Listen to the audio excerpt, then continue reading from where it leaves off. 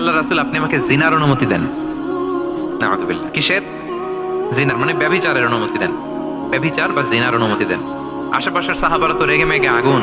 তা যখন তেরে আসলো এই যুবকের দিকে, রাসূল সাল্লাল্লাহু আলাইহি ওয়াসাল্লাম তাদেরকে থামালেন, বললেন যে তোমরা থামো, যুবককে ডেকে আনো আমার কাছে। যুবককে নিয়ে আসা হলো। রাসূল সাল্লাল্লাহু আলাইহি ওয়াসাল্লাম তাকে পরম আদরে কাছে টেনে নিলেন। এবার তাকে জিজ্ঞেস করলেন, তুমি জিনার অনুমতি চাও না? বলে যে ইয়া রাসূলুল্লাহ, জি জিনার অনুমতি চাই। তখন রাসূল সাল্লাল্লাহু আলাইহি ওয়াসাল্লাম বললেন, তুমি আমাকে উত্তর দাও তো, তুমি বলো তো যে আতুহিব্বুহু লিউম্মিক, তুমি কি পছন্দ করবে যে কোনো পরপুরুষ তোমার মায়ের সাথে এই জিনাটা করুক? তোমার এটা ভালো লাগবে?